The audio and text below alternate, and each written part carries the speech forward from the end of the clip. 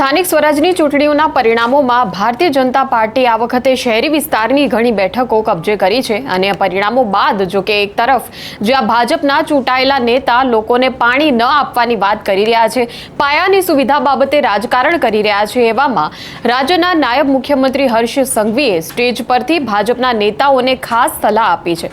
ત્યારે શું કહી રહ્યા છે હર્ષ સંઘવી તેની વિગતે વાત કરીશું આ વિડીયોમાં। નમસ્કાર, નિર્ભય ન્યૂઝમાં આપની સાથે હું મયુરી। તો જ્યારે સ્થાનિક સ્વરાજની ચૂંટણીઓ યોજાઈ રહી હતી એ સમયે અને ચૂંટણીના પરિણામો આવી ગયા છે એના પછી પણ ભાજપના નેતાઓની રાજકીય કિન્નાખોરીની જે ઘટનાઓ છે તે અવારનવાર સામે આવી। મોરબીમાં હાલની જ બનેલી ઘટના છે કે જ્યાં મોરબી મનપામાં ભાજપના કોર્પોરેટર લોકોને પાણી બાબતે ધમકાવતા હતા। રજૂઆત કરનારા વ્યક્તિને વોટ્સએપ ગ્રુપમાંથી રિમૂવ કરવામાં આવ્યા હતા। એ વ્યક્તિને કહી દીધું હતું કે ભાજપને જેમણે વોટ નથી આપ્યો તેમને તો પાણી આપવાનું થતું જ નથી। અને એવામાં આ બધી ઘટનાઓ છે તેના મુદ્દે જ સુરતના એક કાર્યક્રમમાં હર્ષ સંઘવીએ મંચ પરથી ભાજપના તમામ ચૂંટાયેલા નેતાઓને એક ટકોર કરી છે અને કહ્યું છે કે 5 વર્ષ હવે તમારે લોકોની સેવા કરવાની છે। લોકો જ્યારે તમારી પાસે કામ લઈને આવે છે ત્યારે તોછડાઈથી તેમની સાથે વાત કરો એ પાપ સમાન છે। અડધી રાત્રે પણ લોકોના ફોન આવશે, પાણી અને ગટર માટે લોકો ફોન કરશે। જો હસતા મોઢે ફોન ન ઉપાડી શકવાના હોવ તો આ ફિલ્ડ છોડી દેજો। ત્યારે પહેલા જોઈએ હર્ષ સંઘવીનું એ સંબોધન। કોર્પોરેટર તમે સૌ બની ગયા, 5 વર્ષ તમારી ટર્મ બી ચાલી જશે। હવે આ 5 વર્ષ દિલથી લોકો જોડે જોડાવવું કે મગજ પર કોર્પોરેટર બનવાનો ભાર લઈને ફરવું એ તમારા સૌના હાથમાં છે। આ ભારતીય જનતા પાર્ટીના અનેક કાર્યકર્તા એવા છે। હું 26 વર્ષની મારી ઉંમર હજી પૂર્ણ થઈ હતી, 27 શરૂઆત થઈ હતી ને મને પહેલી ચૂંટણી લડવાનો અવસર પ્રાપ્ત થયો।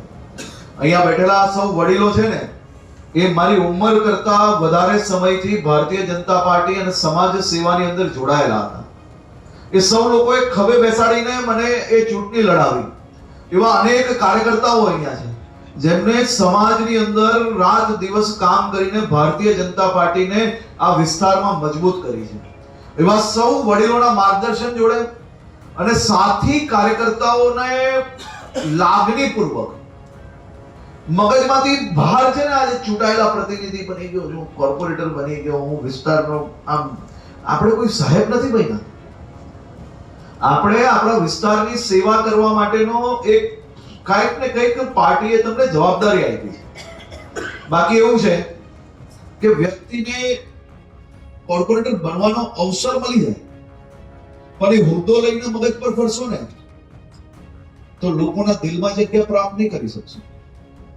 અને જેને જે નેતા કાર્યકર્તાઓના દિલમાં જગ્યા પ્રાપ્ત નથી કરી શકતા, એના પોતાના વિસ્તારના નાગરિકોના દિલમાં જગ્યા પ્રાપ્ત નથી કરી શકતા, એવા નેતાઓ જીવનભર ખાલી માત્ર હોદ્દા લઈને ફરશે પરંતુ નેતા નહીં બની શકશે।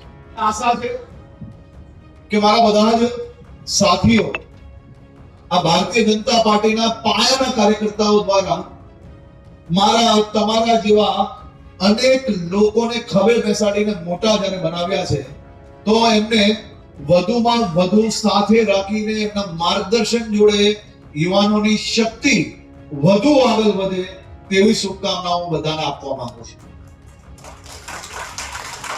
તમે સૌ લોકો યુવા હશો, મોટા ભાગના લોકો વધુ દોડી શકતા હશે, તમે ટેકનોલોજી જોડે જોડાયેલા હશો, પરંતુ એટલું 100% ધ્યાન રાખજો કે જો વડીલોનું માર્ગદર્શન નહીં હશે ને તો ગમે ત્યાં લીપસી જશો, કાદવમાં પગ પડી જશે। એના બદલે સૌથી સારો રસ્તો છે જેમને વર્ષોથી વિસ્તારનો અનુભવ છે, રાજનીતિનો અનુભવ છે, સમાજ સેવાનો અનુભવ છે, એવા વડીલોને સાથે રાખીને આશીર્વાદ લઈને દોડવાનું કામ કરશો। કોઈ નાના નહીં થશો, ઉપરથી દિલમાં જગ્યા પ્રાપ્ત થશે। તો બધા જ ચૂંટાયેલા પ્રતિનિધિઓને ફરી એકવાર મગજ પર કોર્પોરેટરનો બહુ ભાર નહીં રાખતા। મજૂરા વિધાનસભાના બધા બેસી જાઓ ને જરા, અમારા દિલના સંબંધની વચ્ચે તમે બધા ક્યાં બેસો બેસો। ભાજપના નેતાઓ મગજમાં જે રાય લઈને ફરતા હોય છે એના ઉપર જ હર્ષ સંઘવીએ આ ટકોર કરી છે અને કહ્યું છે કે મગજ ઉપર કોર્પોરેટર હોવાનો ભાર ન રાખશો. જો ભાર રાખશો તો હોદ્દો તો મળશે પણ લોકોના હૃદયમાં સ્થાન નહીં મળે. અને આવી અનેક પ્રકારની સલાહો જ્યારે ચૂંટાયેલા નેતાઓના કાર્યકાળની બસ હવે શરૂઆત જ થઈ રહી છે ત્યારે વાતો આ કહેવી સરળ છે, પરંતુ ભાજપના નેતાઓ એ ભાગ્યે જ તેમના વ્યવહારમાં આ પ્રકારની સલાહને ઉતારતા હોય છે. આ પ્રકારની મોટા ભાજપના દિગ્ગજ નેતાઓ જ્યારે સલાહ આપતા હોય છે, આ સલાહ જો કે જ્યારે જમીની લેવલનું જ્યારે વાત કરવામાં આવે ત્યારે આ નેતાઓ આ સલાહને ધ્યાનમાં લેતા હોય તેવું તો લાગતું જ નથી. સ્ટેજ પરથી મુખ્યમંત્રી ભૂપેન્દ્ર પટેલ હોય કે નાયબ મુખ્યમંત્રી હર્ષ સંઘવી હોય, તેઓ તમામને કહે છે કે 5 વર્ષ હવે જનતાની વચ્ચે રહેવાનું છે, લોકોના કામ કરવાના છે.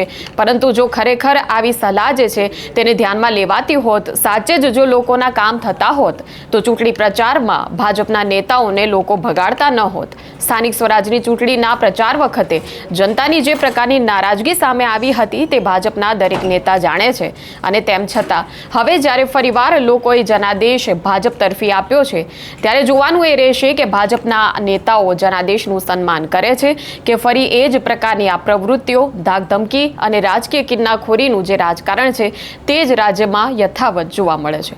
ત્યારે આ મુદ્દે તમારું શું માનવું છે તે પણ કમેન્ટ સેક્શનમાં અમને જણાવશો. આ પ્રકારના વિડીયો માટે જોતા રહો નિર્ભય ન્યૂઝ. અમારી ચેનલને લાઇક, શેર અને સબસ્ક્રાઇબ કરવાનું ભૂલશો નહીં. નમસ્કાર.